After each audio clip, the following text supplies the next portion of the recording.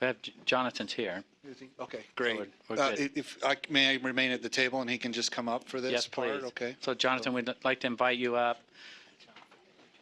Scott, can you turn his Yeah, I got it. mic on for him? And Jonathan, we're on item number 11, which is informational for us, and we appreciate you coming here today. So this is recorded and streaming, so if you state your name and all of that good stuff about it. So my name is Jonathan Bates. I'm the Executive Director of Real Estate Administration for the University of Utah, and I also currently am the Chair of the Nominating Committee for the SITLA Board. And so what the purpose of this is there's questions about the process, and then so as your backups, we put the code in there. You know, if you have any questions of Jonathan about the process itself, we can't speak to any of the individual pieces or parts of the process, but if you have questions about the nominating committee, the composition of the nominating committee, you know, any of the code that you see in there on that, that's what we wanted to make sure you had that ability to do before you go into your next executive session. So. Okay, questions? Board Member Cannon? Thank you for joining us today. I have just an item that has been an issue in my mind for several years. So the nominating committee is made up of, I believe, 5 education people and then 4 people, one from natural resources, your position, which you trade off with USU, representing the interests of the universities in the trust. So did we said natural resources, who am I forgetting? Anyway, there's one county commission post that is a concern, and it's the president of the Public Lands Steering Committee. Are you looking at the document there? Yes, I'm looking at the statute. Okay, so in that statute, it says that that person from the counties will serve on the nominating committee. So that person changes every year. And as chair, you'll probably have to go out and access them and try to find who that person is. Everyone else serves for a 4-year term. And to my mind, that kind of lessens the ability of the counties to have a member on the committee who knows what's going on, who knows the process of the committee because of the continually changing. And so I don't know if there's legislation or anything, but I think that might be an item to take up with the counties that say, are you okay with having this change every year? Do you want a little more consistency for someone being on that committee and knowing what they're doing and how to represent the counties, or perhaps the counties being able to bring names to put on the SITLA board? So my understanding of the statute is that that individual still is nominated to serve a 4-year term. Now, whether or not they've resigned or decided for personal reasons to not serve that entire 4-year term, and the president of the Utah Association of Counties has to nominate someone different every year, I can't speak to at this point. Well, you're right. They do have that position on the SITLA board is a 4-year term. But back at the county level, the person who's serving that term changes every year. It's the president of the Public Steering Lands. The president actually only has the role to designate who they would like to sit on. It doesn't have to be the president of the county commission. Okay. Well, I chaired the committee for several years. That was always an issue. Okay. I'll make note of that. But under the current statute, that position has to be filled that way. Yeah, the position in statute is the same as all the others. That's correct. The problem occurs that the counties have it set up so that the person representing them is in a position that changes every year. Okay.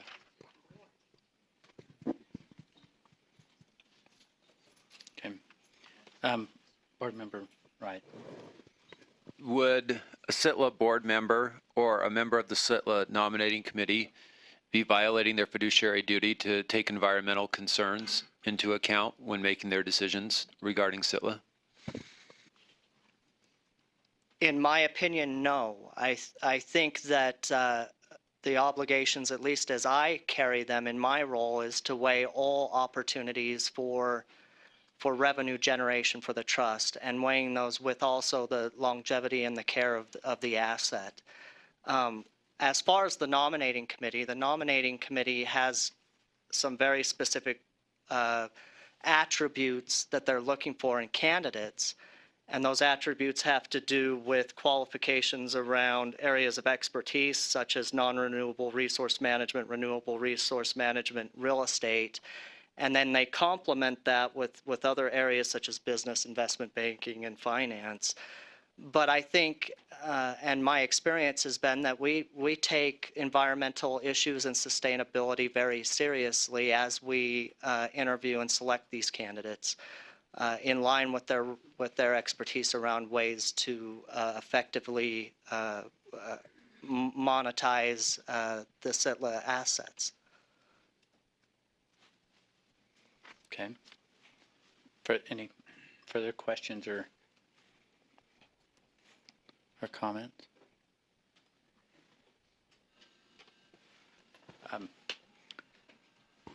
I'm not seeing any, but I'm glad you're here. And if there's something you want to, go ahead, Scott. Okay, yeah, I'll just add to this. This was a process that also involved key staff here, because we have to be supportive of the process.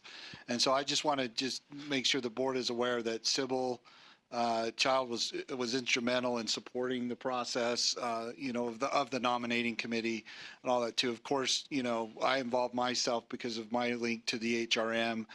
They were really key.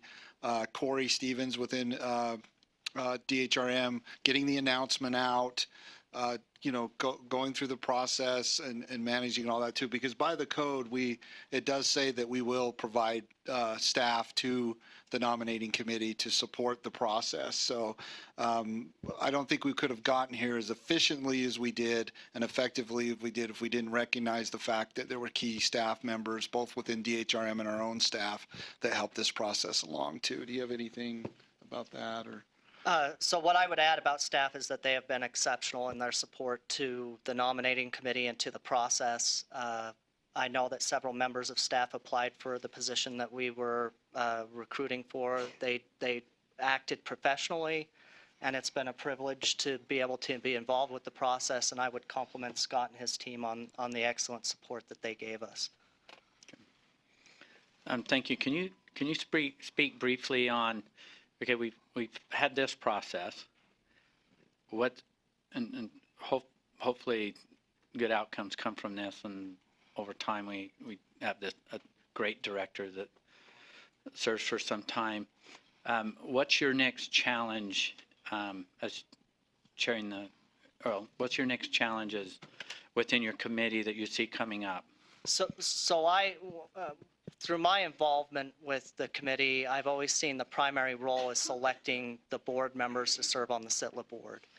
And each year we go through that process to replace one member of that board, and we have a very strong SITLA board chair that rolls off this next year, and filling those shoes in that position with some expertise in the extractive industries, I think is a critical role and focus for the committee going forward. What I might add is that as I look at this board and their role in protecting SITLA and those trust assets, the biggest responsibility that this board carries is the nominees that it selects to serve on the nominating committee. That nominating committee plays an integral role in selecting a board that will protect and continue to grow these very important assets, not only for the school children of the state of Utah, but also for the other trust beneficiaries like the University of Utah, the Utah State University, the School of Mines, the Miners Hospital, et cetera. So as I look at SITLA and the role of this nominating committee, it's a heavy duty to ensure that we're selecting candidates for that board that are going to continue to grow and protect these important assets for the state and for our school children. Thank you for sharing that.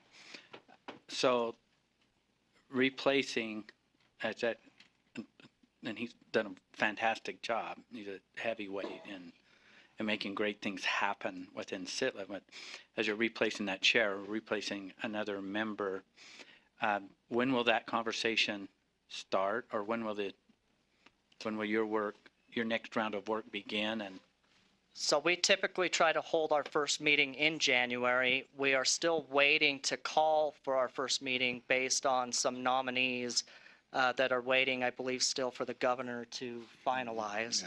I will work with staff to call that first meeting, but we're hoping that occurs sometime before the end of the month. okay, and then as a follow-up, the work begins. The work begins immediately. Okay, very good. Board Member Lear. As a member of that committee, one of those nominating committee members, I'd love to know as soon as possible some dates that you're anticipating that meeting, because we've got a lot going on in January. Absolutely. Okay. Any other questions or comments? I'm not seeing you, but I wish to thank you for chairing the committee that you're on and the professional way you've worked with our staff, and you've gone out through that process, and so thank you very much. Thank you. Anything else? Okay, we're complete. Thank you.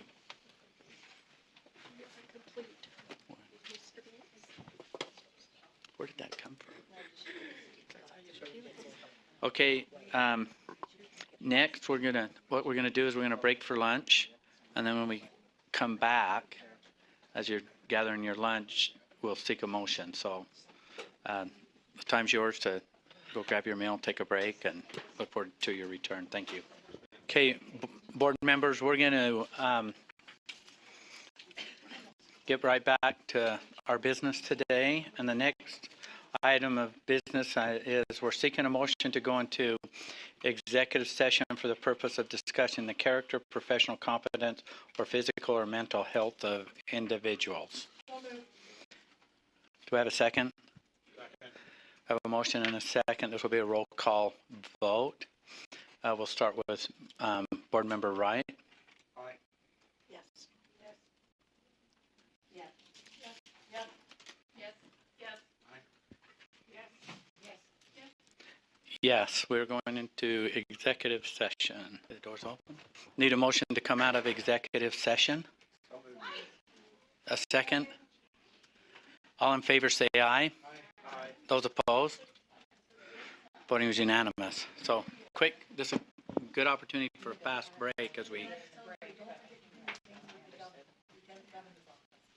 Don't forget what? January 10th? There's two different